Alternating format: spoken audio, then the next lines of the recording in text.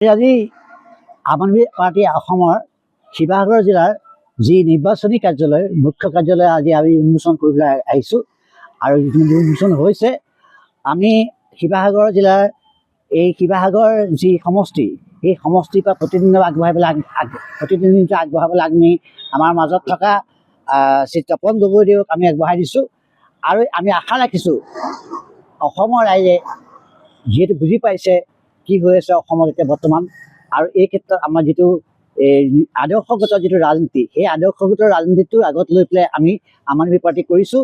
আৰু সেই আম আদমি পাৰ্টিৰ তৰফৰ পৰা আমি তপন গগৈক আগবঢ়াই পেলাই আমি এইটো বুজাব খুজিছোঁ যে শিৱসাগৰ যি সমষ্টি সেই সমষ্টিৰ মানুহ যথেষ্ট সজাগ, যথেষ্ট শিক্ষিত ব্যক্তি আছে বহুত, আৰু এই শিক্ষিত ব্যক্তিসকলে আমাক তপন গগৈক ভোট দিব।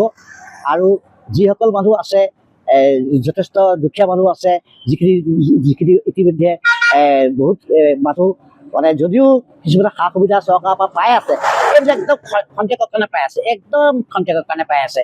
এতিয়া ইতিমধ্যে অসমৰ অৱস্থা অতি বেয়া হৈ গৈছে।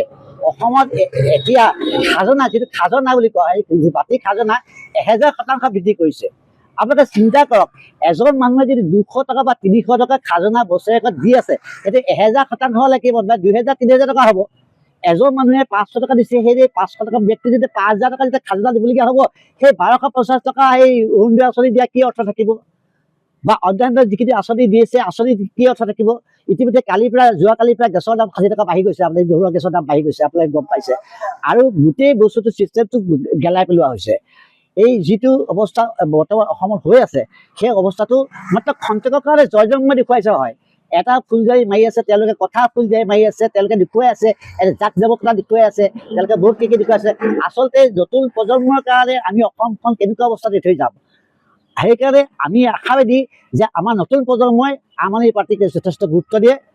দিল্লীৰ পৰা আৰম্ভ কৰি পঞ্জাৱলৈকে যি নতুন প্ৰজন্ম আছে, নতুন প্ৰজন্মই আমাক অৰবিন্দ কেজৰিৱালক যথেষ্ট সন্মান কৰে, যথেষ্ট বুজি পায়। তেখেত যথেষ্ট চোকা মানুহ। এতিয়া অলপ দিনৰ আগতে যি কেন্দ্ৰীয় চৰকাৰে যি তেখেতৰ ওপৰত যিটো দুখ জাপি দিছিলে, সেই তেখেতৰ ওপৰত যিটো দুখ জাপি দিছিলে, এতিয়া ইতিমধ্যে তেখেতক মুক্ত কৰি দিলে, কোৰ্টে মুক্ত কৰিছে। আৰু কোৰ্টে কৈছে, তেওঁলোকে ধমকি দিছে যে CBI নিচিনা সংগঠন অনুষ্ঠান ধমকি দিছে যে মিছা অভিযোগত এজন মুখ্যমন্ত্ৰী কিয় এনেকুৱা প্ৰশ্ন কৰা হ'ল, এই পাৰ্টিটো এই বিশেষ ব্যক্তিজনক কিয় কাৰণে কৰা হ'ল। গতিকে তেখেতে কান্দি গৈছে, তেখেতে যে এনেকুৱা কৈছে যে এনেকুৱাকে তেখেতক হাৰাশাস্তি কৰা হ'ল।